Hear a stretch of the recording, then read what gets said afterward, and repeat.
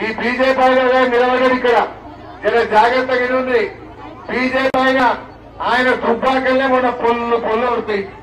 నువ్వు మంచిగా కలిసి ఎద్దైతే దుబ్బాకల్నే నువ్వు అమ్ముడుపోదు కదా. దుబ్బాకల్లే నేను ఓడగొట్టింది. నువ్వు రేపు మా మెరకలో మా శంకరంపేటనే ముద్దరిస్తావు. బీజేపీ అభ్యర్థిని నమ్ముడంటే నీళ్లు లేని బాయిలో దుంకినట్టు అవుతుంది. మరి మన పని బీజేపీని నమ్మితే నీళ్లు లేని బాయిలో దుంకినట్టు అవుతుంది. జర జాగ్రత్తగా ఉంటుంది. రేపు తెలంగాణ ప్రజలకు శ్రీరామ రక్ష మన కారు గుర్తు, మన కేసీఆర్. ఇలా కానే కాదన్న తెలంగాణ తెచ్చింది కేసీఆర్. కష్టపడ్డాడు, తెలంగాణ తెచ్చిండు. మంచినీళ్లు ఇచ్చిండు, కరెంట్ ఇచ్చిండు, ఇంకా 2000 పింఛన్ ఇచ్చిండు, ఆడపిల్ల పెళ్లికి ₹1,00,000 ఇచ్చిండు, దావఖాన పోతే కేసీఆర్ కిట్ ఇచ్చిండు, మెదక్ జిల్లా చేసిండు, మెదక్ మెడికల్ కాలేజ్ ఇచ్చిండు మన కేసీఆర్. కాంగ్రెస్ వాడు ఏమంటుండు, మన జిల్లాలు కమ్మి చేస్తారట. మెదక్ జిల్లా ఉండాలనా పోవాలనా? ఉండాలనా పోవాలనా?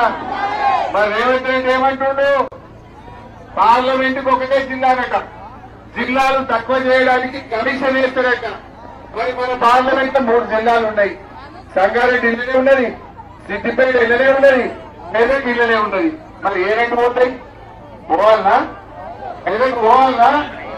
మనము మన కేసీఆర్ ఇచ్చిన జిల్లాను కాపాడుకోవాలంటే కాంగ్రెస్ తోని ఈ ఎన్నికల్లో బుద్ధి చెప్పాలి, ఓడగొట్టాల్సిన అవసరం ఉంది.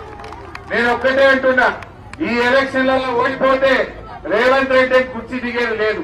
కానీ వారికి అర్థమైతుంది, జనం నాకు సూపు పెట్టిండ్రు, నేను జనంకి ఇచ్చిన పని చేయలేదు కనుక నన్ను ఓడగొట్టిందని అర్థమైతే ఆ 6 గ్యారెంటీలన్నీ ఉరుక్కుంటా మళ్ళీ శంకరంపేటకు వస్తాయి, తులం బంగారం వస్తాయి. దానికోసం ఆలోచన చేయండి. ఈ కాంగ్రెస్ వాళ్ళు వచ్చినాక బంగారం ధర కొండెక్కింది. 75,000 కమైందండి ఎన్నియాల. ఎవరైనా పెళ్లి చేయాలంటే పుస్తమట్టం చేయాలంటే కూడా కళ్ళలో నీళ్ళు వచ్చే కాలం వచ్చింది. ధరలు పెంచింది. అదే కందిపప్పు ₹170 అయింది కదా చెల్లె. కాంగ్రెస్ వాడు వచ్చిండు, కందిపప్పు ₹170, 200 కదే. అన్ని ధరలు పెంచిండు కాంగ్రెస్ వాడు. సిమెంట్ బస్తా కూడా ₹60, ₹70 పెరిగింది. కంకర పెరిగింది, ఇసుక పెరిగింది, సలాంక పెరిగింది, పప్పు పెరిగింది, ఉప్పు పెరిగింది. ధరలు పెంచింది తప్ప గరీబులకు చేసింది అయితే ఏం లేదు. పెరిగినాయేమో ధరలు, పెరిగినాయేమో ధరలు. ధరలు పెంచిండు. అందువల్ల మనం బాగా ఆలోచన చేయాలి. మెదక్ ఎంపీగా వెంకట్రామరెడ్డిని గెలిపిద్దాం, ప్రశ్నించే గొంతును పార్లమెంట్ కు పంపిద్దాం.